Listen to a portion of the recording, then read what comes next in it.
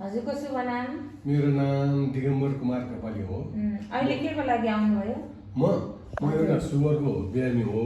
हजुर। अब यहाँको सप्लिमेन्ट खाइसकेपछि सुगर निको भएर अब मेरो घरको परिवारलाई के समस्या छ यहाँ कति महिना खानुभयो हजुरले?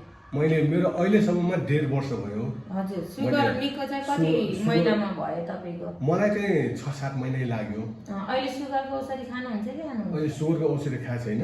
हजुर। हैन, मेरो हड्डी पनि एउटा खिने समस्या थियो, त्यो पनि यहीँको सप्लिमेन्टले गर्दाखेरि ठिक भयो। हजुर। र म 2 महिना 1.5 महिना बिराई खाइरहेको छु। अहिले पनि यही सप्लिमेन्ट लिनुको लागि आइरहेको। हजुर। अहिले चाहिँ कसको लागि लिन आउनुभयो?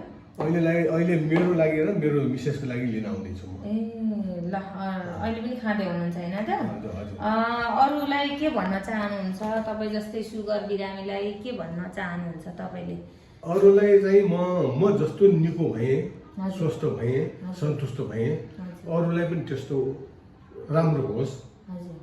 मतलब सम्पत्ति पनि सकिने मान्छे पनि सकिने गरी बिरामी नगरोस्। हजुर। हैन, मलाई आत्मविश्वास भएरै मैले पनि अब भनौँ न लगभग मेरो त 4 लाखको त मैले सप्लिमेन्ट खाइसकेँ नि। हजुर। हिसाब गर्दाखेरि। हजुर।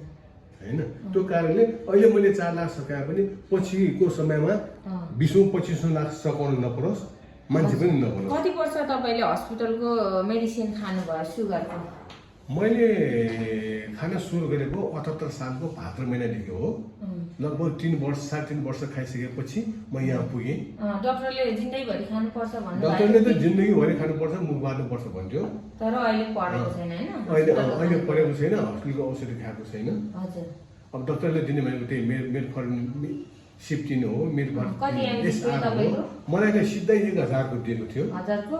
त्यो भन्दा घटाउनै दिएन मलाई। हजुर। तर यहाँको सप्लिमेन्ट खाइसकेपछि अब 6-7 महिनापछि नर्मलमा आइसकेपछि 2-3 पल्टसम्म जाँदाखेरि हजुर मैले नर्मलै आएको हुनाले डाक्टरले बिना सूचना डाक्टरको औषधि छोडेर हाम्रो सप्लिमेन्ट मात्रै युज गरिरहेको छु।